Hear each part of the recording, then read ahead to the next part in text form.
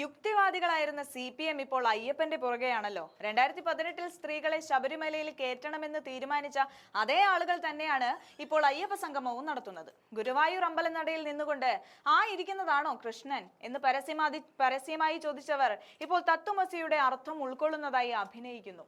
ഇതിനെ കാപട്യത്തിന്റെ കരാള രൂപം എന്നല്ലാതെ എന്തു പറയാൻ? ഗണപതി വെറും മിത്താണ്. ഇസ്ലാം വലിയ സയന്റിഫിക് ടെമ്പറാണ്.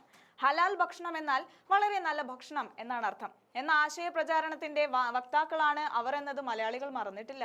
ഇതെല്ലാം 2026 തെരഞ്ഞെടുപ്പിൽ കുറച്ച് വോട്ടുകൾ പെട്ടിയിലാക്കാനുള്ള കഷ്ടപ്പാടാണെന്ന് പ്രത്യേകം ഞാൻ പറഞ്ഞു തരണ്ടല്ലോ. കവടി നിരത്തിയപ്പോൾ തെളിഞ്ഞതാവും അയ്യപ്പനെ പ്രീതിപ്പെടുത്തിയാൽ ചിലപ്പോൾ കുറച്ച് വോട്ട് കിട്ടുമെന്ന്. എന്തായാലും അയ്യപ്പ സംഗമം എന്ന പേരിൽ കുറച്ചധികം ആർഭാടം കാണിക്കലായിപ്പോയി എന്ന് വേണം പറയാൻ.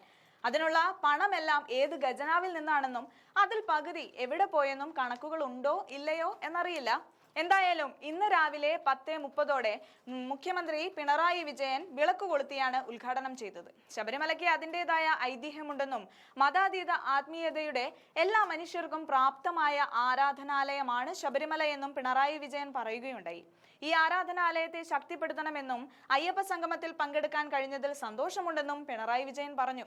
ഇങ്ങനെയൊക്കെ പറഞ്ഞാൽ ജനങ്ങൾ അതിൽ വിശ്വസിച്ച് വീഴുമെന്നായിരിക്കും പിണറായി വിജയൻ ചിന്തിച്ചിട്ടുണ്ടാവുക. എന്തായാലും വൻ കൂറ്റൻ സ്റ്റേജ് തന്നെയാണ് അയ്യപ്പ സംഗമത്തിനായി ഒരുക്കിയിരിക്കുന്നത്. ഇന്ത്യയിൽ നിന്നും വിദേശത്തു നിന്നുമായി 4864 ഭക്തരാണ് രജിസ്റ്റർ ചെയ്തിട്ടുള്ളത്. 1300 കോടി രൂപയുടെ മാസ്റ്റർ പ്ലാൻ പദ്ധതികൾ ശബരിമല വികസനത്തിനായി അവതരിപ്പിക്കുമെന്നും അറിഞ്ഞു. എന്തായാലും ഇനി അങ്ങോട്ട് ആഗോള അയ്യപ്പ സംഗമത്തിന്റെ ഭാഗമായി നടക്കുന്ന കാര്യങ്ങൾ എന്തൊക്കെയാണെന്ന് വഴിയെ അറിയാം.